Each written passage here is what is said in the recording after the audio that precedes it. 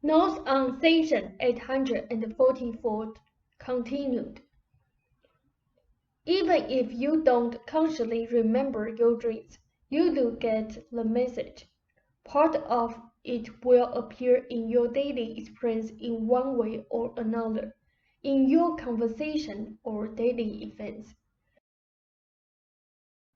Because dreams are such a perfect combination of stimuli from the inner environment and the external environment, other events are often used to trigger inner dream messages, just as the opposite occurs.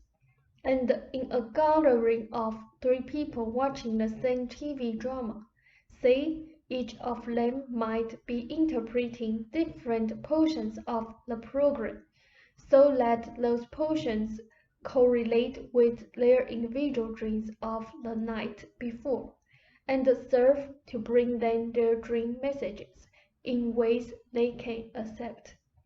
Great discrimination is used so that, for example, one newspaper item is noticed over others because a certain portion of that item represents some of the dream's message.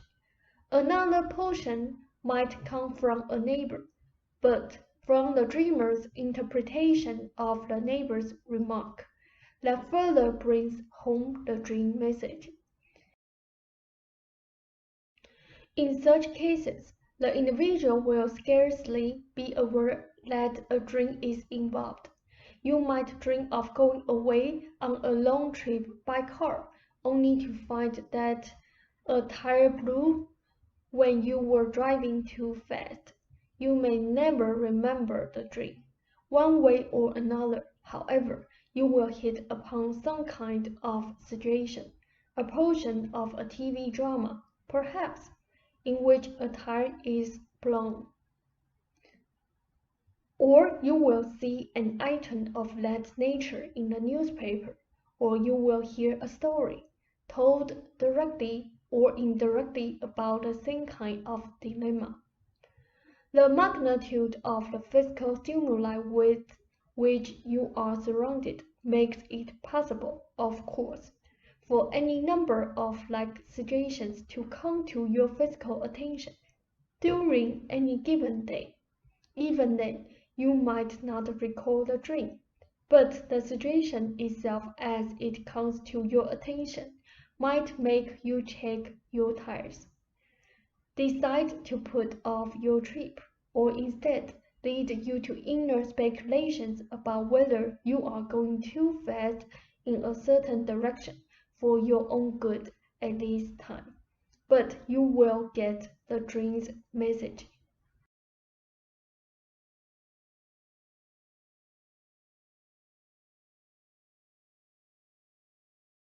Session 844. Deleted. Even if you don't consciously remember your dreams, you do get the message. Part of it will appear in your daily experience in one way or another, in your conversation or daily events. Our discussion about the Galahans not liking animals, really not liking them, was the exterior part of the dream. Rob noted of March 31, involving the dogs. She said, it brought up the same kind of questions, and Bill was in the dream. Rob noted on March 29. She said before the one of the animals. In the past, if people didn't remember their dreams, they had projected their dream events upon natural events or read objective events as symbols that would actually express the dream itself. Now, even though people might forget their dreams, they often react to certain portions of TV dramas or events that correlate with the dreams of the night before. Because dreams are such a perfect combination of stimuli from the inner environment and the external environment, other events are often used to trigger inner dream messages, just as the opposite occurs.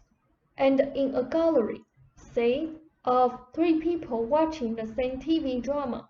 Each of them might be interpreting different portions of the program, so that those portions correlate with their individual dreams of the night before, and serve to bring them their dream messages in ways they can accept.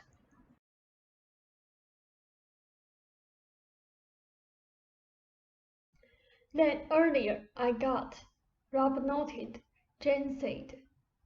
They said that when we are interpreting dreams, we should also look over groups of them over a period of time to see if you see yourself as a hero, a victim, a victor, bravely grappling with problems or whatever. I'm just getting some more. When you do remember your dreams, it can be quite effective to talk mentally with any of the dream images that are distressed or in difficulties, to bolster their courage or whatever. As you would bolster the courage of children, for in a way, these dream images are mental children. It seems that your dreams are ineffective or unknown to you, or poorly realized, if you don't remember them, or having remembered them, you can't interpret them properly, meaning that in your terms, you can't make sense of the dream message. You have many other ways, however, of deciphering that dream message. Dream memory and interpretation is the best, of course. It only occurs, however, under certain conditions. When the individual involved is at a certain state of awareness, in which he is ready to consciously accept such information as originating in dreams, and when the dreams are recognized by him as being an acceptable way of receiving information. When dream information is also considered a social asset or even a political one, when it is seen as one of the many tools of assessing private and national probabilities, then dream recall and interpretation becomes highly prominent and can be raised to the highest of arts. When it is not recognized, or when the individual looks mainly to the exterior environment as the provider of information, then the dream's contents are projected onto objective events. Great discrimination is used, so that, for example, certain portions of one newspaper item is noticed over others, because that item represents some of the dream's message. Another portion might come from a neighbor, of course, but from the dreamer's interpretation of a neighbor's remark that further brings him the dream message. In these cases, the individual will scarcely be aware that a dream is involved. Before such communications, the normal world of social concourse and natural phenomena always provided a great backdrop, in which the dreams of the night before would speak their messages, and the exterior circumstances then become recognizable for inner insights. You might dream, for example, of going away on a long trip by car, only to find that there were difficulties and the tire blew when you were driving too fast. You may never remember the dream, one way or another. However, you will hit upon some kind of situation, a portion of a TV situation, in which a tire is blown, or you will see an item of that nature in the newspaper, or you will hear a story told directly or indirectly about the same kind of dilemma. The magnitude of the physical stimuli with which you are surrounded makes it possible, of course, for any number of like situations to come to your physical attention during any given day. Even then, you might not recall the dream, but the situation itself as it comes to your attention might make you check your tires, decide to put off your trip, or instead lead you to inner speculations about whether you are going too fast in a certain direction for your own good at this time. But you will get the dream's message. This is just loose now, but I have got a couple of points to make. One was that because objects just originate in man's imagination anyway, there's always a strong connection between objects and man's dreams. They act as symbols of inner reality, so it's only natural that, whether he's aware of it or not, man perceives objects in such a fashion that they also stand for symbols that first originate in his dreams. This has to do also with larger events that you might, for convenience's sake, think of for now as psychological objects, that is, events seen and recognized by large numbers of people in the same way that objects are. The Christ drama is a case in point, where private and mass dreams were then projected outward into the historical context of time, and then reacted to in such a way that various people became actual participants, but in a far larger mass dream that was then interpreted in the most literal of physical terms.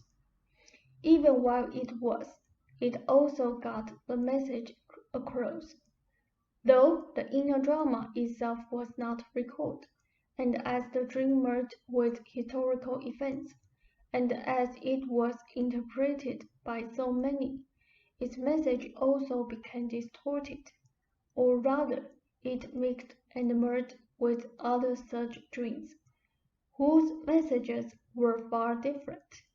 Look at your nuclear reactor troubles and the plant by Harrisburg. The entire idea of nuclear power was first a dream, an act of the imagination on the part of private individuals, and then, through fiction and the arts, a dream on the part of many people.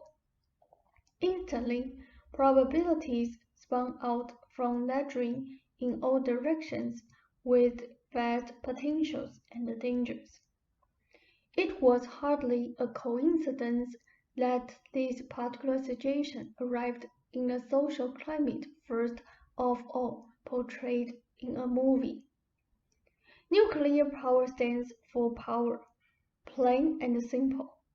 Is it good or bad? It stands in man's dreams as belonging to God, the power of the universe. Man has always considered himself in your terms as set apart from nature, so he must feel set apart from nature's power, and there must be a great division in his dreams between the two. Nuclear energy, in fact, then, comes as a dream symbol, and emerges into the world as something to be dealt with.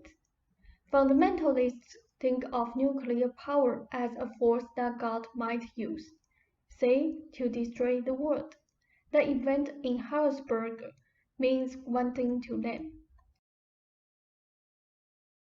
Some of the scientists equate nuclear power with man's great curiosity, and feel that they raised this great energy from nature because they are smarter than nature is, smarter than nature, smarter than their fellow men, so they read those events in their own way.